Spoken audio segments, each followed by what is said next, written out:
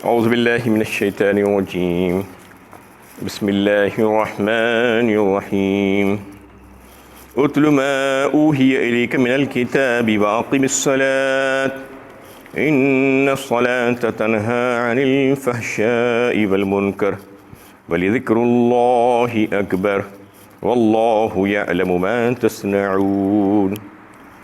اے نبی صلی اللہ علیہ وسلم، جو کتاب آپ پر وحی کی گئی ہے اس کو پڑھا کیجئے، پڑھ کر سنائیے اور نماز کی پابندی رکھیے۔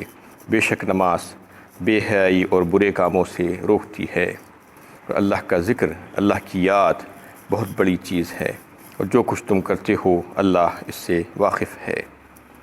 یہ سورہ عنکبوت کی 45ویں آیت ہے۔ اس سے پہلے اسی آیت پر بات چل رہی تھی، اس میں دو احکامات نبی صلی اللہ علیہ وسلم کو دیے گئے تھے۔ ایک تو یہ کہ قرآن کی تلاوت کرنے کے لیے پڑھنے اور خود پڑھ کر سنانے کا حکم، اور دوسرا نمازوں کو قائم کرنے کا حکم۔ تو قرآن کی تلاوت کے بہت سے مقاصد آپ سن چکے ہیں، اس میں سب سے اعلیٰ اور بہترین مقصد جو ہو سکتا ہے وہ یہ ہے کہ ہدایت کی غرض سے قرآن کی تلاوت کی جائے، کیونکہ یہ کتاب ہدایت ہے، کتاب زندگی ہے۔ اس کو اگر ایسا ہی کتاب برکت کے طور پر اگر ہم سمجھ لیں گے تو پھر اس کا وہ فائدہ نہیں اٹھا سکیں گے جو مقصد کے تحت اللہ تعالیٰ نے اس کلام کو ہمارے اوپر نازل کیا ہے ہمارے لیے۔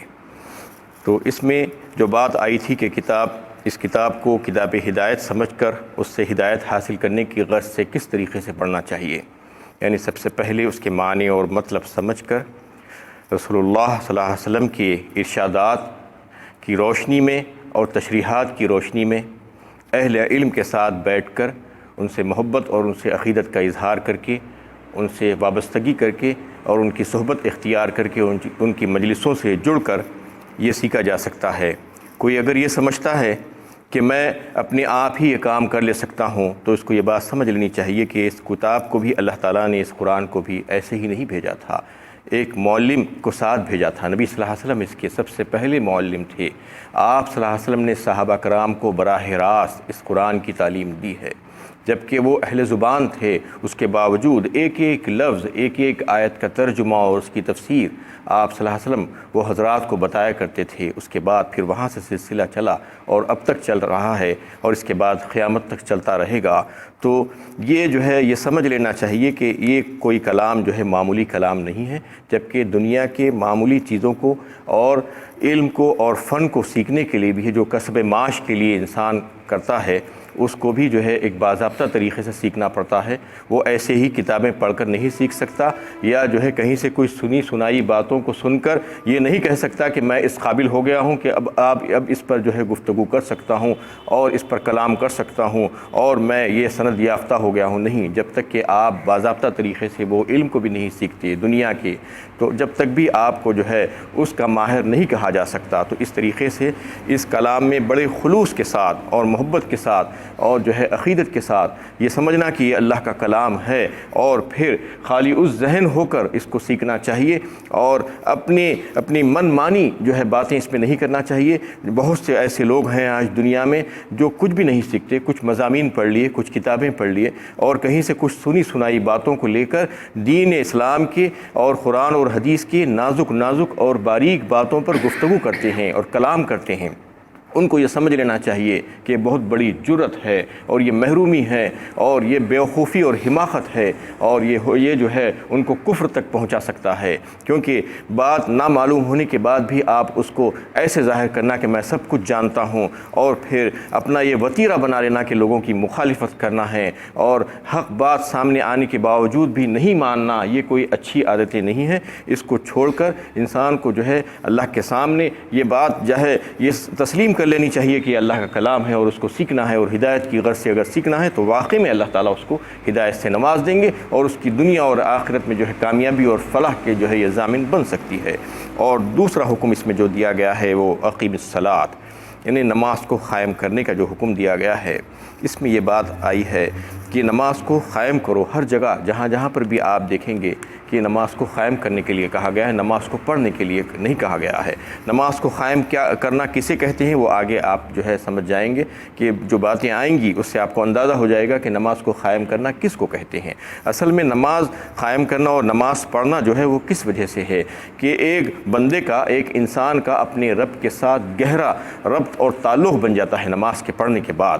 یعنی وہ جو ہے اللہ تعالیٰ اس کی دستگیری فرماتے ہیں ہر قدم پر، اور اس کی مدد فرماتے ہیں اور اس کی نگرانی اور نگہبانی کرتے ہیں اور اس کی رہنمائی کر دیتے ہیں اس کے بعد، یعنی اس کا کمیونیکیشن بن جاتا ہے اپنے رب کے ساتھ۔ اور اگر نماز نہیں پڑھیں گے تو کمیونیکیشن ٹوٹ جائے گا۔ کمیونیکیشن ٹوٹنے کے بعد ان دنیا میں بھی آج دیکھتے ہیں کہ ایک انسان کا دوسرے انسان کے ساتھ اگر ربط ضبط ٹوٹ جاتا ہے، کمیونیکیشن ٹوٹ جاتا ہے، تو پھر وہ جو ہے بیکار ہو جاتا ہے معاملہ، کوئی فائدہ وہ اس سے نہیں اٹھا سکتا۔ ایسا ہی اپنے رب کے ساتھ اگر کوئی یہ چاہتا ہے کہ اس کی مدد شامل حال رہے تو پھر اس کو سب سے پہلے نمازوں پر قائم ہو جانے کا ہے، یعنی نمازیں پڑھنا سب سے ضروری ہے۔ اور نماز کے تعلق سے متواتر بے شمار احادیث آپ کو ملیں گے، نماز دین کا ستون ہے، اور نماز کے تعلق سے کہ یہ کفر اور ایمان کے بیچ میں ایک آڑ ہے، یعنی کافر اور مومن کی پہچان ہے، تو یہ یعنی کئی ایک احادیث آپ کو ملیں گے نماز کے تعلق سے، اور نماز کی جو اہمیت ہے اس کی فضیلت کے تعلق سے جو ہے بے شمار احادیث ملیں گے۔ لیکن آج مسلمان بدقسمتی سے اس سے غافل ہیں اور یہ سمجھ بیٹھے ہیں کہ یہ اس کے بغیر بھی چل جائے گا، نہیں چلے گا اس کے بغیر، یہ سمجھ لینا چاہیے کہ اس کے بغیر نہیں چلے گا۔ تو مسلمان کی اور مومن کی تو ایک پہچان ہونی چاہیے، جیسا کہ نماز ایک پہچان ہے ویسے ہی جو ہے اس کی آئیڈینٹی ہونی چاہیے، ہر معاملے میں، ہر زاویے سے، ہر اینگل سے اس کی آئیڈینٹی ہونا چاہیے۔ اس کا چہرہ، اس کی صورت پہ سے جو ہے یعنی سنت کا نور ہونا چاہیے۔ داڑھی رکھ کر جو ہے، جو اللہ تعالیٰ نے اس کو دی ہے، مرد کو جو داڑھی دی ہے وہ کیا ہے؟ ایک فطری طبعی چیز ہے۔ اس کو اگر کوئی منڈاتا ہے، کوئی چھیلتا ہے تو سمجھ لینا چاہیے کہ وہ جو ہے فطرت سے جو ہے خلاف جا رہا ہے، اس سے مقابلہ کرنے کی کوشش کر رہا ہے۔ کوئی نبی جو ہے بغیر داڑھی کے نہیں تھے، اور اللہ کے نبی صلی اللہ علیہ وسلم کی ایک بہت بڑی سنت ہے یہ، اور لوگ یہ سمجھتے ہیں کہ صرف سنت ہے، ایسا کہہ دیتے ہیں کہ یہ تو سنت ہے۔ سب سے پہلی چیز تو سنت ہے، تو کیا سنت کو ایسے ہی چھوڑ دینا چاہیے؟ نہیں، بلکہ سنت کا بھی پورا احترام کرنا چاہیے۔ اور پھر یہ صرف سنت نہیں ہے بلکہ یہ واجب کے درجے کی ہے داڑھی رکھنا، آپ کو سمجھ لینا چاہیے۔ کئی ایک قرآن کی آیتوں اور احادیث سے یہ بات ثابت ہے کہ داڑھی رکھنا واجب ہے، یہ سنت نہیں ہے صرف، کیونکہ نبی صلی اللہ علیہ وسلم کا جو عمل تھے وہ سارے عمل سنت ہی کہلاتے ہیں۔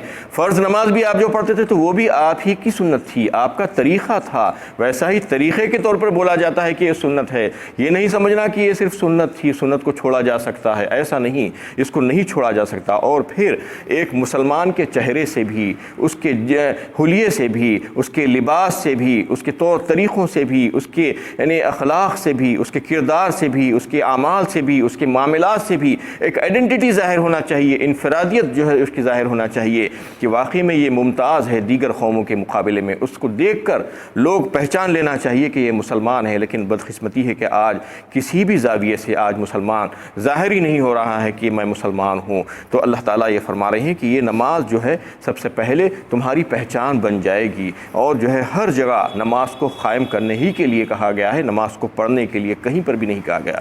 اور نماز کی جو ہے روحانی اور جسمانی بے شمار فوائد ہیں، اس کو یہاں پر گنا نہیں جا سکتا۔ صرف یہاں پر اس آیت میں اللہ تعالیٰ نے جو فائدوں کا ذکر کیا ہے اس کا تذکرہ ہم یہاں پر کریں گے کہ اللہ تعالیٰ فرماتے ہیں کہ ان الصلاۃ تنہا عن الفحشاء والمنکر، بے شک نماز بے حیائی اور برے کاموں سے روکتی ہے۔ تو یہ بات اگر آپ دیکھیں تو آج امت مسلمہ میں آج اکثریت آپ دیکھیے کہ بہت سے لوگ ہیں جو نماز بھی پڑھ رہے ہیں، لیکن نماز پڑھنے کے باوجود بھی وہ بے حیائی کے کاموں سے رکے ہوئے نہیں ہیں اور گناہ اور برے کاموں سے رکے ہوئے نہیں ہیں۔ بے حیائی اور بے شرمی اور گناہ اور برائی کے کاموں میں وہ ملوث ہیں آج، پھر نماز بھی جاری ہے، یہ بھی جاری ہے۔ تو پھر یہ ایسے کیسے ہو رہا ہے؟ یہ دونوں کام کیسے چل رہے ہیں؟ تو آپ دیکھیے کہ دنیا میں بھی آپ کیسے کر رہے ہیں لوگ، یعنی بے حیائی کے کتنے کام آج زنا اور اس کے لوازمات جو ہے انسان اس پر لگا ہوا ہے، اور عورتیں بے حجابانہ بے باکانہ یعنی بن سنور کر باہر نکلتی ہے اور بغیر کوئی پردے کا لحاظ کیے ہوئے، اور پھر ایسے ایسے لباس پہنتی ہے جو اس کی برہنگی کو اور اس کے جسم کو ظاہر کرتی ہیں، اور پھر مخلوط محفلیں، مخلوط تعلیم، اور عورتیں یعنی بلا وجہ کے باہر نکل کے جابس کرنے کے لیے جو ہے یعنی ایسی آرزومند ہیں کہ وہ باہر باہر نکل جانا چاہتی ہیں گھروں سے، اور اس طریقے سے جو ہے ناچ گانا، ٹی وی، فلمیں، سیریلز، یہ سب چیزیں جو ہے دنیا میں کیسی چل رہی ہیں. آپ دیکھیے کہ یہ سب کون کر رہے ہیں؟ مسلمان بھی تو اس میں ملوث ہیں. بہت سے مسلمانوں کو آپ دیکھیں گے کہ نماز بھی پڑھ رہے ہیں لیکن یہ کام بھی کر رہے ہیں. کیسے کیسے یعنی میگزینز، کیسے کیسے اخبارات مسلمانوں کے گھروں میں آتے ہیں، کیسے ٹی وی لگے ہوئے ہیں اور پھر اس میں جو ہے مسلسل فلمیں چل رہی ہیں، ٹی وی سیریلز چل رہے ہیں. یہ سب کے سب چیزیں بے حیائی نہیں تو اور کیا ہے؟ عورتیں اپنے جسم کی نمائش کرنا چاہتی ہیں، لوگوں کو دکھانا چاہتی ہیں کہ میں کتنی حسین ہوں. اس طریقے سے جو ہے مال حرام کمانے کا جو رجحان ہے وہ بھی مسلمانوں میں بہت ہے.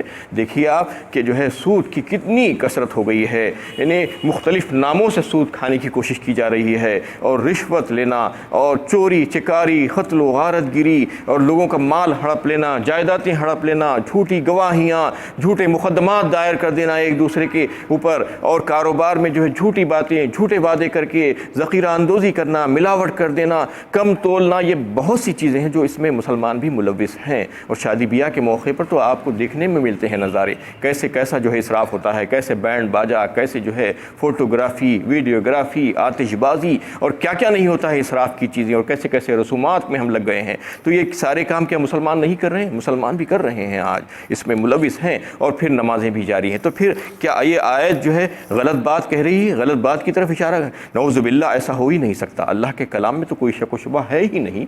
ذالک الکتاب لا ریب فیہ کہہ دیا گیا، اس کتاب میں کوئی شک و شبہ نہیں ہے.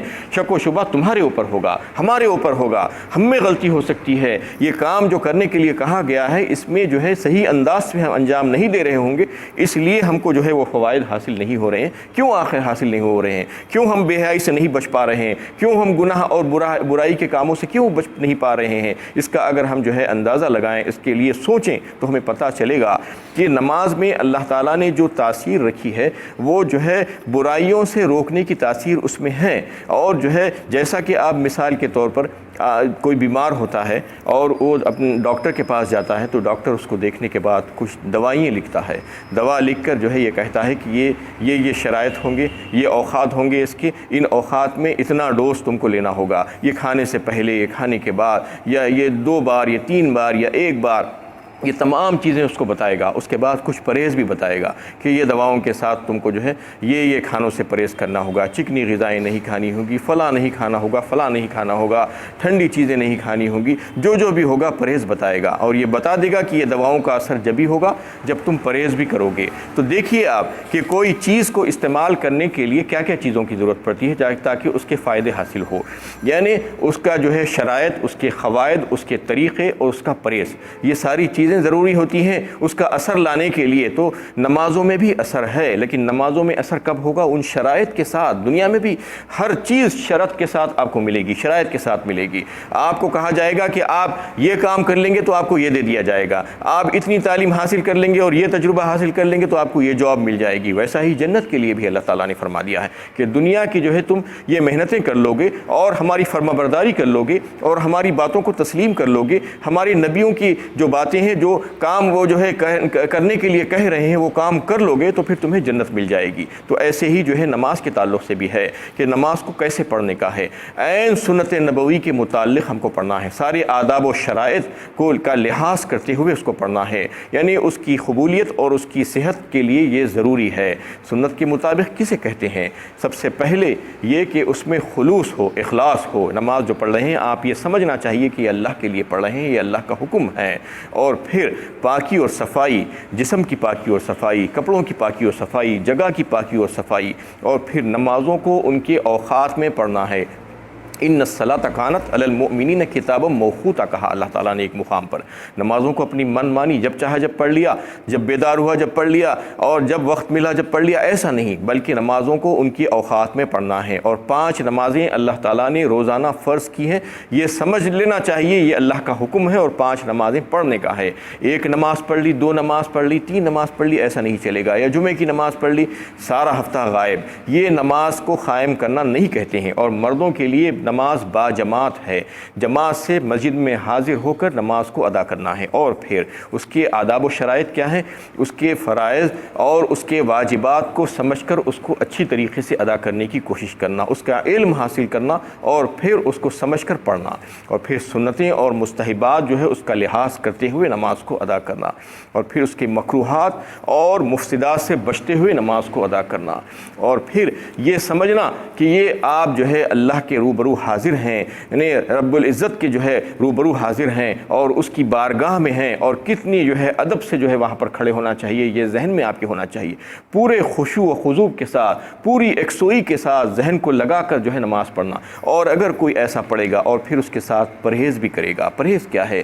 حلال کمائی کھانا، اور پھر جو ہے سچی اور اچھی بات بولنا اور درست بات بولنا، عقل حلال صدق مخال جو بولتے ہیں، یعنی حلال کمائی اور بات کریں تو درست بات اور سچی بات اور اچھی بات کرنا، اور پھر اچھے یعنی صحبت میں رہنا، لوگوں کی اچھے صحبت کو اختیار کرنا، یہ چیزوں سے جو ہے آپ پرہیز کریں گے اور وہ شرائط کو پورے کریں گے تو یقین ہے کہ اللہ تعالیٰ ان نمازوں سے جو فائدوں کا اللہ تعالیٰ نے جو ذکر کیا ہے، وہ چاہے جسمانی فائدے ہو، روحانی فائدے ہو، تمام کے تمام فائدے اس کو حاصل ہو سکتے ہیں، لیکن بدقسمتی ہے کہ ہم اس کو جو ہے پورا نہیں کرتے، یہ شرائط کو جو ہے ہم سمجھ ہی نہیں پا رہے ہیں کہ نماز کی کیا شرائط ہیں، کیا قواعد ہیں، کیا طریقہ ہے، اس کو کس طریقے سے پڑھنا چاہیے، اس کے لیے کیا پرہیز کرنا چاہیے۔ اگر ہم ان تمام باتوں کا لحاظ کریں گے تو پھر یہ آیت ہمارے اوپر صادق آ جائے گی، اور پھر واقعی میں ہم جو ہے ویسے ہی بن جائیں گے جیسا کہ اللہ تعالیٰ نے فرما دیا ہے کہ بے شک نماز جو ہے بے حیائی اور برے کاموں سے روک دیتی ہے۔ یہی وجہ تھی